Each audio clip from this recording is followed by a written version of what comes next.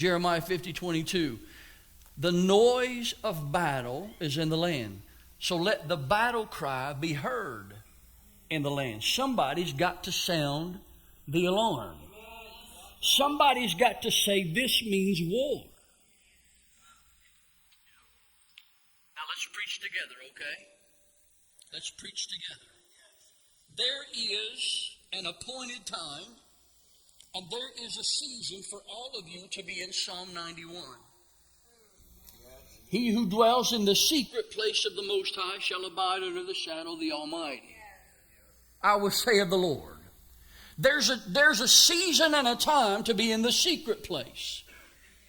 There is a season and a time to be calm and to be steady.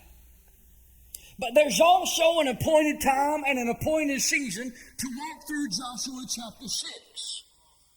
That when you hear the ram's horn and when you hear the trumpet sound, that all the people will shout with a great shout, and then the wall of the city will fall down flat. Every believer's got to understand that there's a day for you to walk in Psalm 91, and then there's a day for you to walk in Joshua chapter 6. There's a day for you to walk into the secret place. I agree with that. But then there are days and seasons and times for you to be the believer in Joshua chapter 6 that understands the only way the wall of your enemy falls down is if you shout with a great shout.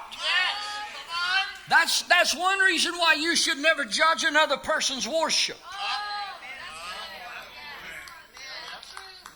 Because though you may be in Psalm 91 today, they're in Joshua 6 in their life. Sometimes there's a moment to stand still and see the salvation of the Lord. There's other times where the Lord says, shout with a great shout. Be strong and of good courage and shout with a great shout, for the wall of the city will fall down flat. Never judge another person's dance. Never judge another person's shout. Never judge while there's a fast song and you're clapping and the brother or sister over here is weeping on their knees because you might be in Joshua 6 and they're in Psalm 91. You never know. But there's a season and a time for both. There's a season and a time to be still and listen for a whisper. And then there's a time and a season to lift your voice and hear the thunder of His voice. You see, because we preach a lot. I think it's 1 Kings chapter 19. We tell our believers that the Lord wasn't in the fire and He wasn't in the storm, but His voice came as a still small whisper. And that's true. But there's also times when His voice is that as of the Lion of the tribe of Judah, and sometimes the king whispers and sometimes the king roars. Job 37:5 would say this, that God thunders marvelously with His voice. And He does great things which we cannot comprehend. Leave that verse up there just for a second. God thunders marvelously with His voice. He speaks and the waters and the earth tremble. He speaks and all of hell begins to run. Because His voice is as of thunder. And when He speaks in a thunder, we cannot comprehend what He's doing. And what Job 37 is letting us know, there is a purpose to the Creator of the universe speaking in thunder, because His voice. See, y'all sing the songs, and I don't even know if you realize what you're singing. Yep. You make the darkness tremble. Jesus, Jesus. You silence fear.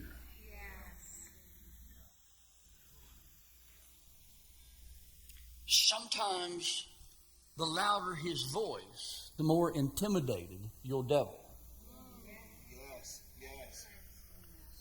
Let me break here just for a moment and talk to the people who still waste their time watching this thing I call football. You know what insanity is? Doing the same thing over and over, expecting a different result. And people are like, I can't believe they lost. And I'm like, you know who did not waste time watching what was going to happen? This guy. But I did flip through the channels. And of course my wife did walk in and try to find it. And the Lord heard my prayer.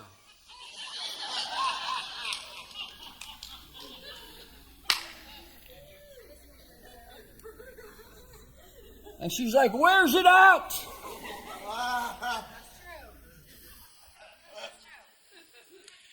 And I was silently Psalm 91 praying. But as I was flipping through the channels, I saw this one crowd, and this lady was waving a sign. And this sign said, "Get loud." At a football game. Now the same lady sat in a church on Sunday morning and told people why they should remain quiet and why it's unnecessary to lift your voice in the house of God. But at the football game,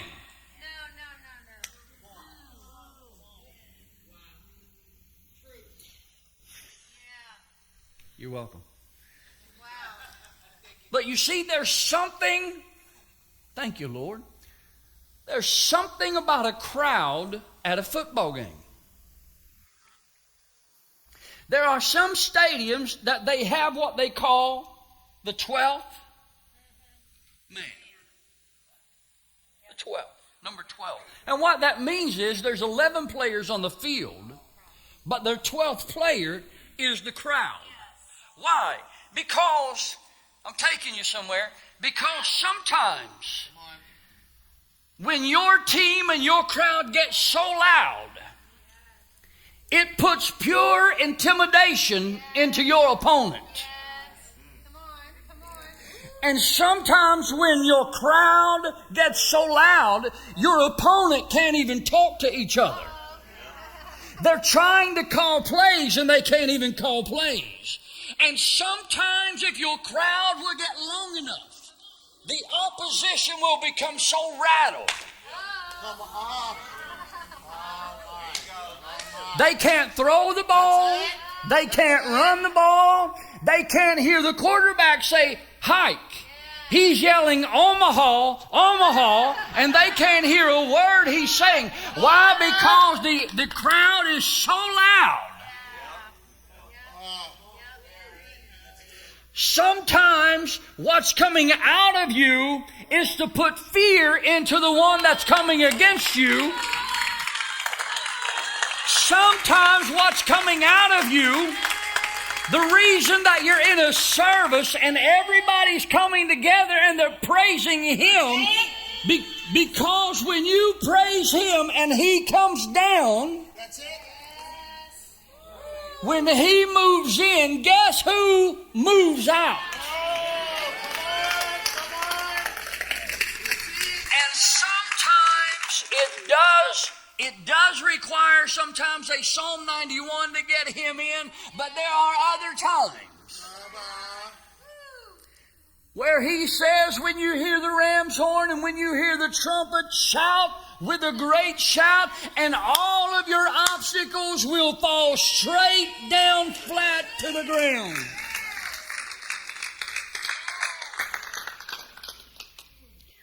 Sometimes follow the whisper and sometimes follow the thunder.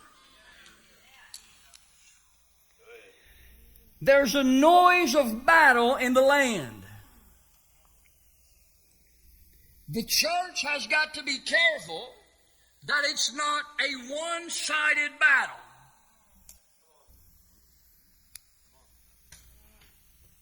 If we're not careful, we will sit in our living rooms and discuss it, and we will give opinions on social media about the battle that we are absent from.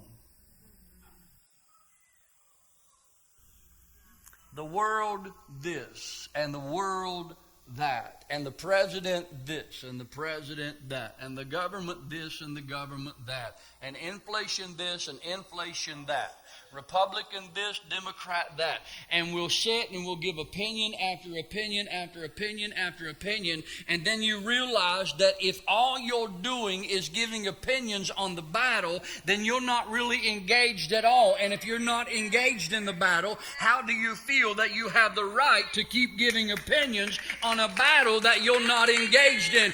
There is a noise of battle in the land, whether you like it or not, and this is the season that God is telling the church, it is time to awake out of your sleep. It is time to get out of your slumber. It is time to pick up your sword. It is time to not stop your work, but it is time to get your sword out and get in the battle. It is time that the noise of battle, the noise of war, be raised in the sanctuary in the house of God. There's a noise of battle. Now, whether you want to admit to it or not, whether you want to engage or not, the battle is already here. The battle is already happening. Come on, Holy Ghost. Destruction is already here. Abortion is already here. Divorce rate 50% already here. Come on. Drag queen shows in churches already here. Now, drag queen kids shows already here. The destruction of God's ideal for marriage already here. Sin in the church already here. People standing up behind podiums, on pulpits, on stages, proclaiming to be pastors who are saying we don't any longer need the word. It's already here. Everything that could destroy this nation and this world from the inside out is already here. Worshipping of idols is already here. Everything to cause destruction is already here. So how dare you sit by and say to yourself, I cannot engage in this battle, because if you don't engage in this battle, that means it's a one-sided war. The battle is already here. Are you waiting for it to come to your door? Are you waiting for the government to come to your door? Inflation to come to your door? Are you waiting for same-sex marriage to come to your family? Are you waiting for somebody in your family to have to deal with an unwanted pregnancy and have to talk about abortion? Are you just waiting for it to come to your door? Are you waiting for the government, amen, to tell you to sit down and be quiet while...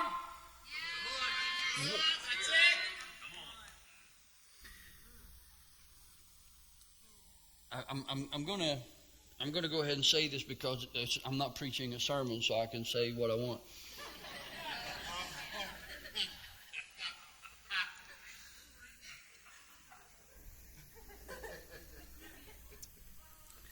The core of who we are as humans and as Americans is at stake right now. If we blink an eye, if you are over the age of 40 in this room, you are shocked at who we used to be and who we are now. You're amazed at what life was before the internet and what it is now. You're shocked to find out that it's like 70-some% of the people in this room deal with pornography. Because it's at your fingertips. Yes, he went there. There, the noise of battle is in the land. Shocked to find out that Christianity, who would have ever thought? 2001, 9/11, who would have ever thought that there would ever come a day where Christianity would be attacked and religions that were coming against us and shooting down people and destroying buildings are now defended? But somehow Christianity is the faith now that we're attacking, all because we're telling you that according to this word, there is a standard, and God says you've got to live by that standard, and you cannot change it. You can't add anything, and you can't take anything out, and you can't put anything in. And that is why the world don't want to hear what you've got to say. There is the noise of battle in the land. We are praising popular preachers more than we're praising God. You'll go pay $200 to watch Maverick City and won't give God $5 when you come into the house.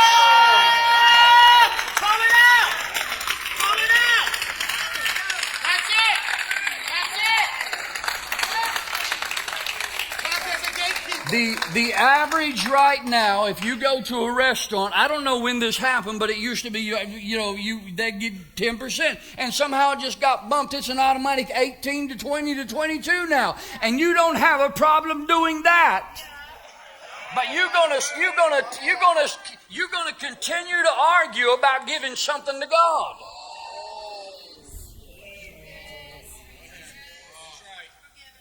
Preachers preaching the all-inclusive message that grace will cover everything that you do. Preachers preaching that hell isn't real anymore. Preachers standing up preaching this nonsense of love is love.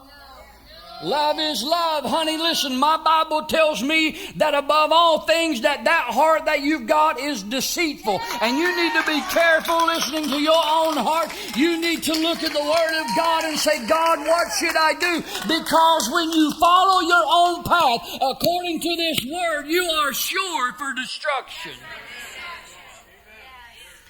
And we've got idiot preachers who have no more nonsense than a box of cereal standing up telling you that love is love and do what you want to do that makes you happy. Churches giving no altar calls. Pastors saying that miracles and healings don't work anymore. Preachers and churches still arguing over stuff that's not about eternity at all. We're arguing about stupid stuff when eternal things are separating the church. And you're still stuck on what women's hair is supposed to look like in the house of God.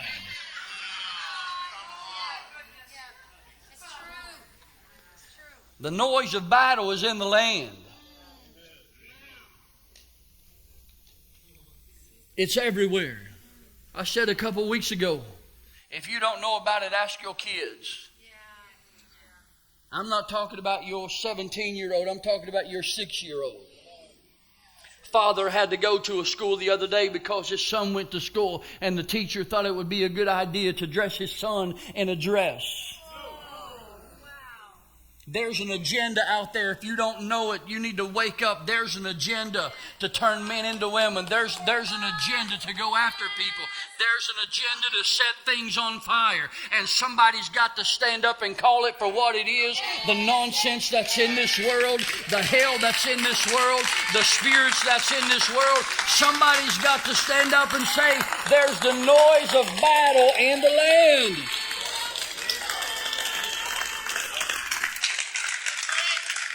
The nonsense of putting somebody, I am so far gone. The nonsense of putting somebody on the Supreme Court that can't define what a woman is.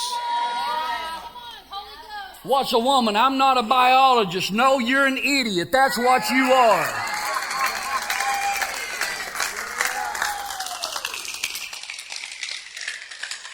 There's the noise of battle in the land. Somebody's got to do something. There's a season. Now listen to me. Let me try to get back to where I was or where I thought I was going to be. There's a season to be in Psalm 91 for every person in this room. And there's a season to be in Joshua chapter 6 for every person in this room. There's a season to shout. And there's a season to be quiet. I can't help but to feel in my spirit that the Lord is speaking to me that this is the season to shift. This is the season to push that clutch in and go from second to third, from fourth to fifth. This is the time to shift into a new gear. And I hear the Lord saying, sound the battle cry. Awaken the army.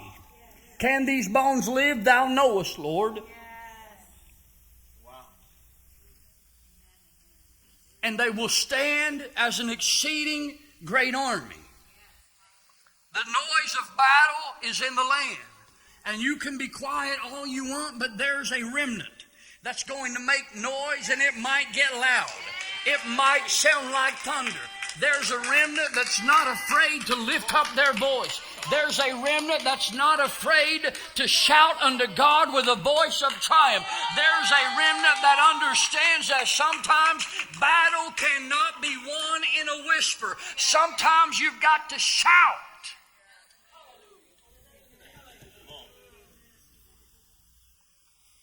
There's a shift happening right now. And it may not be everybody, but there is a group of people that will stand up. And the noise of battle will be heard. Yes. I said this last week, and this is where the Lord downloaded into my spirit, John 7:38. He who believes in me, out of his belly shall flow rivers of living waters. I don't know about you, but today, after church, we're leaving to go to another state to meet with some other pastors, and we're gonna head down. And whenever you get near Summersville and Fayetteville and all that area, there's going to be some rivers down there. And I can promise you that those rivers, if I get out of my truck, I don't even have to be close to them to hear those rivers rushing. Whenever the Bible says, out of your belly shall flow rivers of living water, if he wanted you to be quiet all the time, he would have said, out of your belly shall be driplets of water. Out of your belly shall be sprinkles of water. But no, he said, out of your belly shall flow rivers. He who believes in me. He who believes in me, out of your belly. There's got to come something bubbling up. And when a river comes out of you, sometimes it's going to make some noise. Sometimes it's going to sound like waters, amen, that's rushing down the stream and hitting the rocks. But sometimes there's a cleansing that takes place. But out of your belly, I can't help what's happening to me because there's fire shut up in my bones, and out of my belly,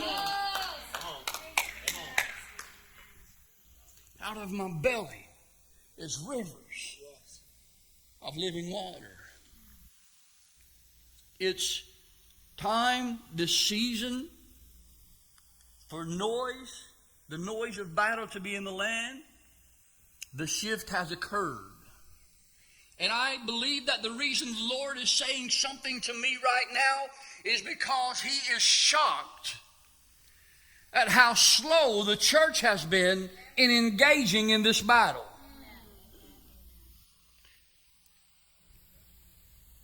How fast, come on, Holy Ghost. I was wanting to preach this real quick. How fast the church has turned. And how slow they are at getting engaged in the battle.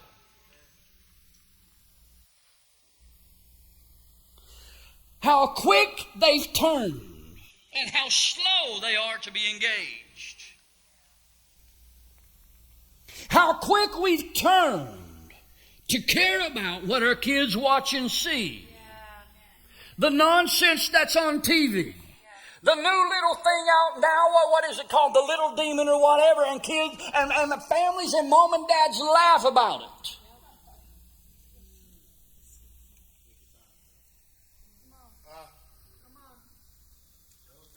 Certain national TV and amusement parks that you're spending thousands upon thousands of dollars, and they're telling you that we are going to indoctrinate you and your children, and you say, okay, as long as I can see the mouse, as long as my kids will be happy, because the Lord knows I can't be a parent and all I can do is put something in their face. And then we wonder why our children are confused. And then we wonder why the new generation is the new generation saying, preacher, don't preach on that. Because mama and daddy. Yes, that's it, true. It wasn't the school, it wasn't the teacher, it's what you allowed in your home. It's what you allowed them to see and be a part of. And I'm looking at this crowd right now, and the older crowd is clapping, and the younger people are looking at me like, oh, we just got slapped.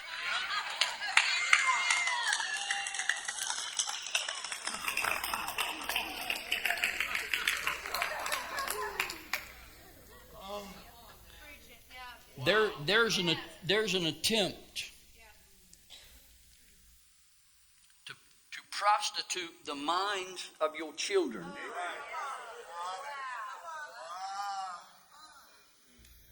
And the more you engage and allow,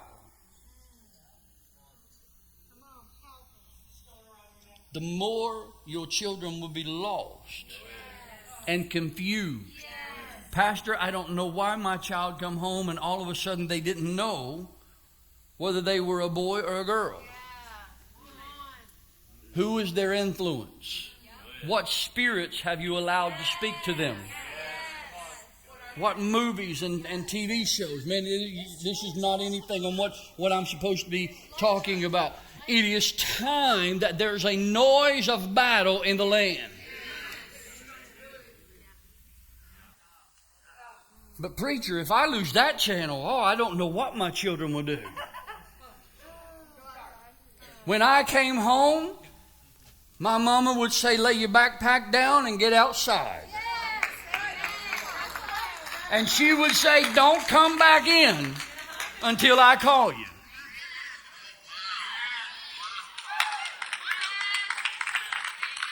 In other words, my mama was saying, y'all getting on my nerves? And before you get on my nerves, get outside. Go play in the dirt.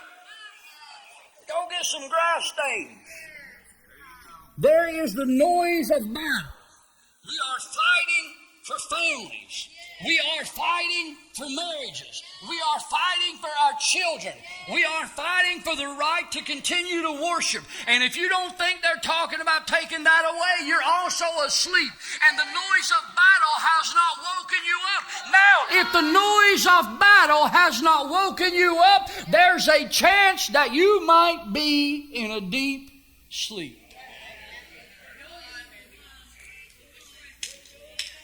Battle is all around you. Come on, brother. Yep. There you go. Come on. Doing good. See, discussions like this is interesting because it's like I'm pretty sure you gave me these notes, and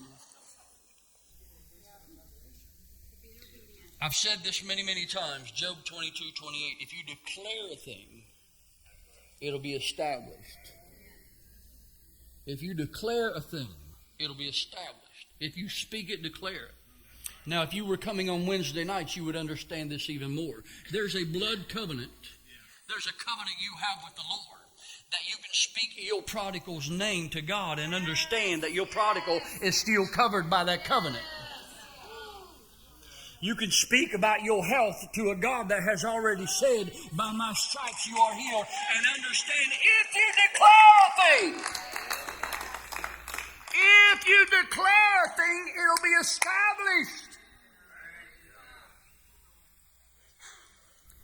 You say, preacher, I've tried and it doesn't work.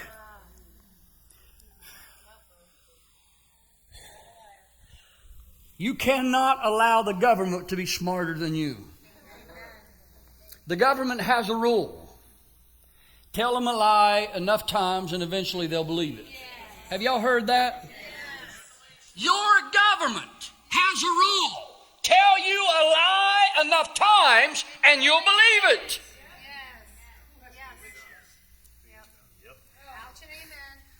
Can I ask all the intelligent people this question? Why would the government need to have such a rule? Maybe it's because they're lying all the time. Maybe it's because you're stuck on their lies. Maybe it's because you're stuck on the fact that they said they want to do great by your children.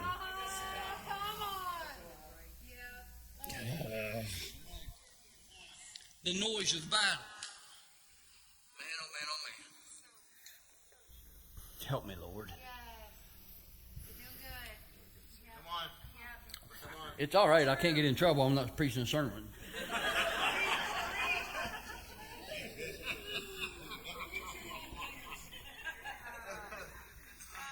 No lion ever puts fear in his enemies by remaining quiet. The roar alone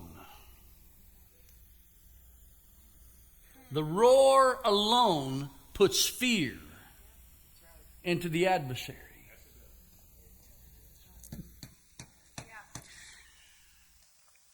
Let me say it just to, what comes out of the lion by itself. The lion ain't even got to get up. The lion ain't even got to move. All the lion got to do is open its mouth and let something rattle out of its mouth, and the enemy starts backing up.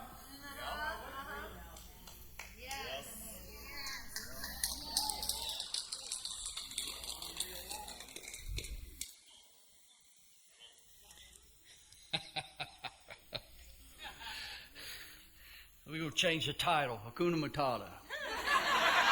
Hakuna Matata. Let me say this again. Come on, Lord. Come on. You see, because if my God is the king, and if my God is the Lion of the tribe of Judah, and if I'm hanging out with my God, and if the lion don't even have to fight because all the lion's got to do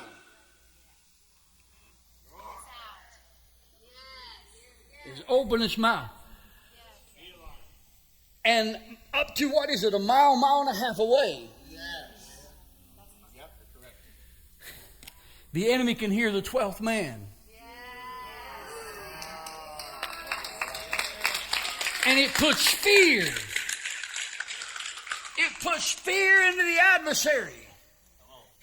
And the adversary can even be winning. But when you look at your adversary and know, oh, we just got fear in him. There's going to be, you're preaching good. There's going to be a shift. A season of shifting because there's a noise of battle in the land. But we can't shift as long as we're singing Silent Night. As long as we're sitting by and saying, don't get too loud, we'll never be able to shift. But if the saints of God will step into Joshua chapter 6 and say, shout with a great shout.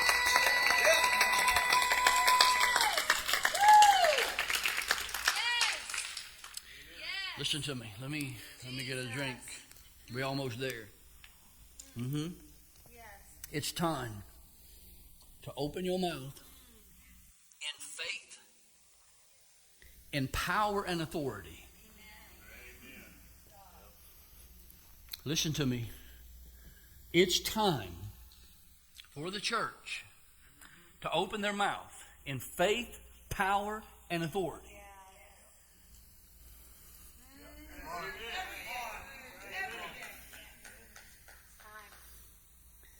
It's time to stop looking within yourself and saying, preacher, I would do that, but I just don't think I've got what it takes. You don't. You're right. But it's the Holy Ghost of God down on the inside of you. It is the out of your belly shall flow rivers of living water. That's why he said, when you pray in the Spirit, you lift yourself, you build yourself, you encourage yourself. The winning of the battle is not about what you can do. It's about the one that lives on the inside of you.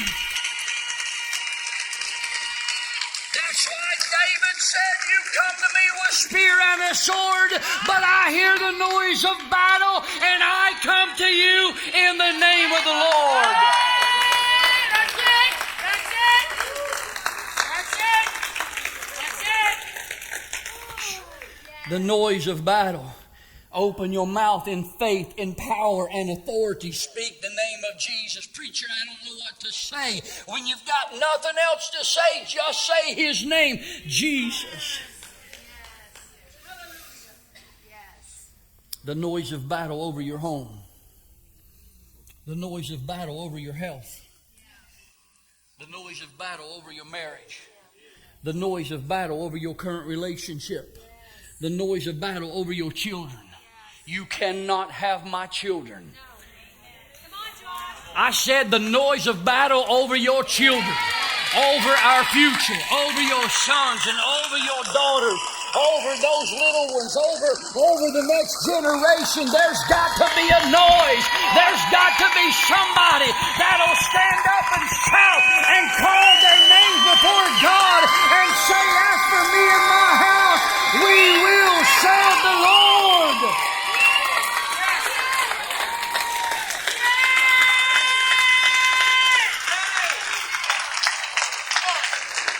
Noise of battle. The noise of battle over my children, over my finances, over my peace. The noise of battle over my church. And somebody get in your prayer closet and give the noise of battle over the unborn, over your nation, over your neighborhood. There's a noise of battle.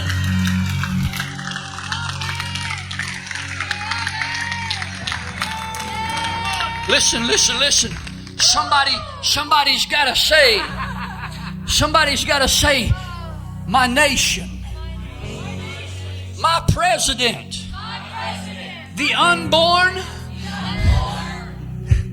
Let's just do it like that. Somebody say, my home, my health, my marriage, my relationships, my children, my finances, my business, my job, my peace, my church, and in my prayer closet, I am going to raise the noise of battle.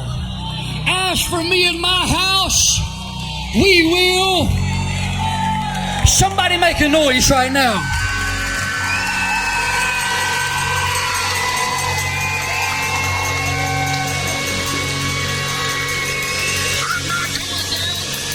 I'm not going to be defeated. I'm not giving up. I'm going to preach the word. There's a noise. Now get ready.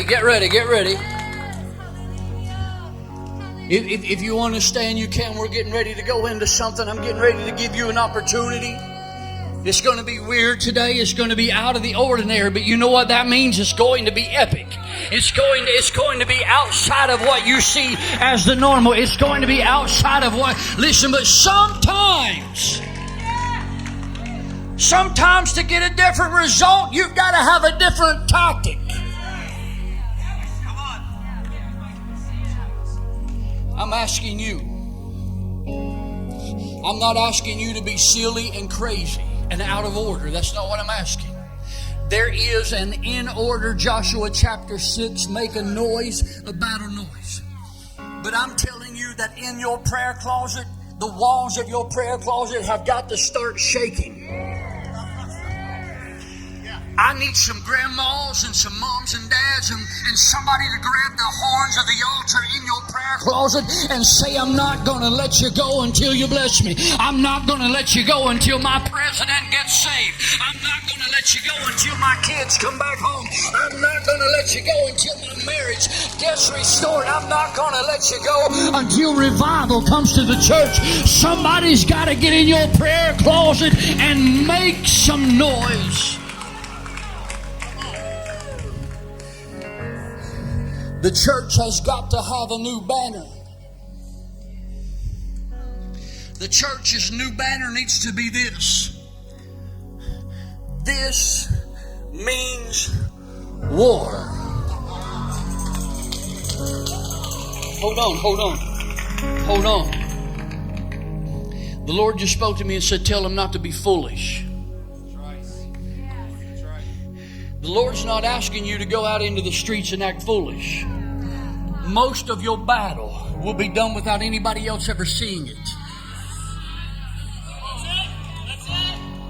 Most of the wars you're about to win will happen without anybody else even knowing you're at war. You're going to go home and get in your prayer closet. You're going to be traveling back and forth to work in your car. You're going to get to work and your co-workers are going to say, my goodness, I don't know are you okay? And you're just going to look at them and say, this means war. I've been in war, but now I'm ready to go to work. But guess what? When I get off work and I get back in my car, I'm going back to war, baby. I'm going to call somebody's name out before the Lord.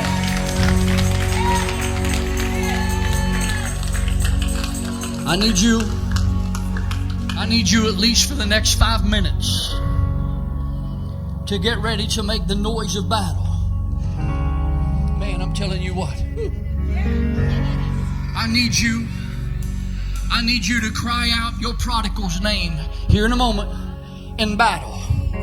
I need you to cry out for the obstacle that's been in your life, because he said if you have faith as the size of a mustard grain seed, you'll speak to that mountain and it'll be moved. I need you to cry out and tell Goliath, I'm done arguing with you. The Lord's telling somebody, stop arguing and just go to war. Call your children out, call your grandchildren out, call revival to your church. If you got nothing else to do, pray for your pastors and pray for your church that God will bring revival, that God will give us new wisdom and new vision, that God will give us provision. God will just begin to create. Call out for new anointing. Call for God to give you the prayer language. Whatever it is, you are going to have about 5 minutes here in just a moment to make a sound, a noise of battle.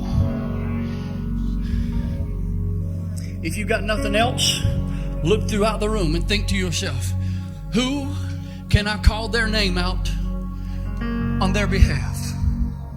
Look around, find somebody. You know what? They got a bad report. You know what? They've been fighting a real battle. You know what? I know their grandma just died, or somebody just look around. Look around and say, you know what? Sometimes I know you can't do it by yourself, but sometimes if we lock arms, sometimes if you hold up the arms of Moses and you just help him, sometimes he might not be able to win the battle himself, but if you say together. Sometimes you look at somebody and say, you will not go through any of this by yourself. You will have an army behind you. There's an army praying for you. There's a God that says, by my stripes you are healed. There's a God that says you shall live and not die. Your testimony is not over.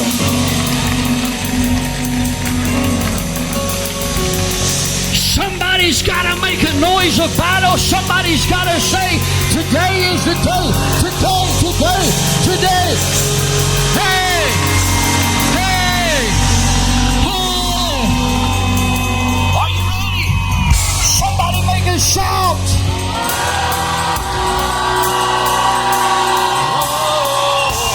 Come on.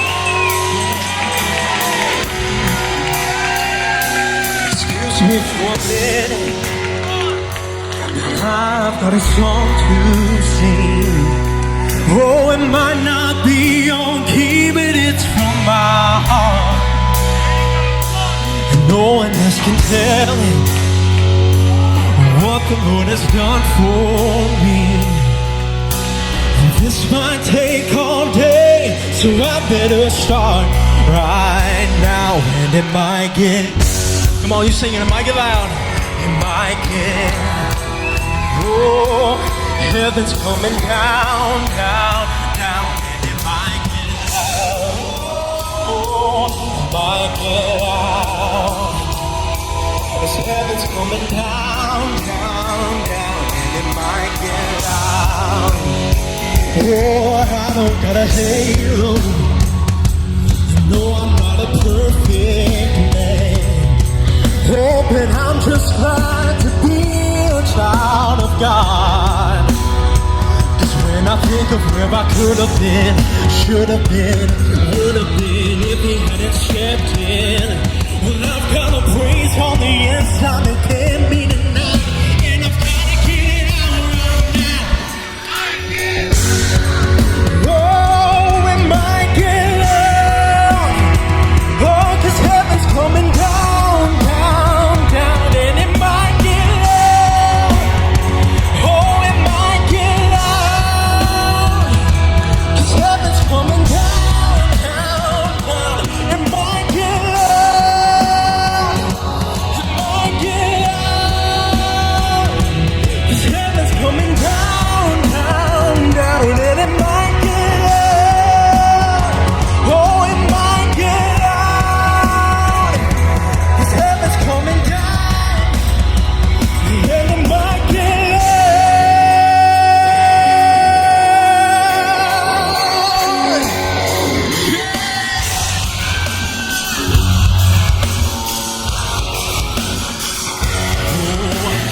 Why can't I praise him as loud as I want? Oh, why can't I praise him as loud as I want? Why can't I praise him as loud as I want? Oh, why can't I praise him as loud